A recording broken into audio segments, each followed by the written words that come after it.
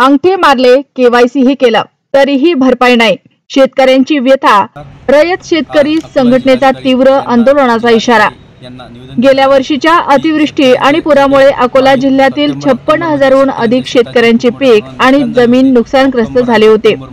शासनाने 79 कोटीची मदत मंजूर केली असली तरी अनेक शेतकऱ्यांना अद्याप भरपाई मिळाली नाही। केवायसी आधार प्रमाणीकरण करूनही पैसे मिळत नसल्याने शेतकरी त्रस्त झाले आहेत। या पार्श्वभूमीवर शेतकरी संघटनेचे विदर्भ युवा अध्यक्ष पूर्णाजी खोडके यांनी जिल्हाधिकाऱ्यांना निवेदन देत भरपाईची रक्कम तातडीने शेतकऱ्यांच्या खात्यात जमा करा, अन्यथा तीव्र आंदोलन छेडले जाईल असा इशारा दिला।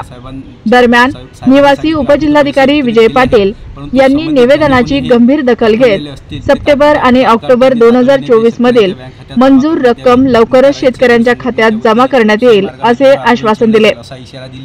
सद्यस्थितीत खरीप हंगाम सुरू असून शेतकऱ्यांकडे लागवडीसाठी भांडवल नाही, त्यामुळे ही भरपाई वेळेवर मिळणे अत्यंत आवश्यक आहे।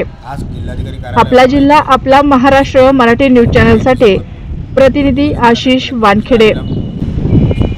मागील वर्षी सप्टेंबर ऑक्टोबरमध्ये अतिवृष्टीमध्ये जे नुकसान झाले त्याचे पंचनामे करून अतिवृष्टीचे 3 महिने अगोदर थंब घेऊन गव्हर्नमेंटनं जे अतिवृष्टी जाहीर केली होती त्याचे 3 महिने झाले थंब घेतलेले आहेत, पण आजपर्यंत शेतकऱ्याच्या खात्यावरती पैसे जमा झालेले नाही आहेत। पहिलेच शेतकरी हा कर्जबाजारी झालेला आहे, कोणाजवळून व्याजाने पैसे काढून बी बियाण्याची लगबग चालू असताना पैसे काढून शेती पिकवत आहे, कोणी आत्महत्या करत आहे।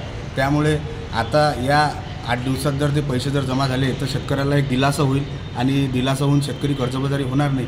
त्यामुळे लवकरात लवकर जे अतिवृष्टीचे पैसे आहेत हे तातडीने जमा करणार, यासाठी आम्ही जिल्हाधिकारी अकोला शेतकरी पुत्र पूर्णाजी खोडके यांच्यासोबत आलेलो आहे।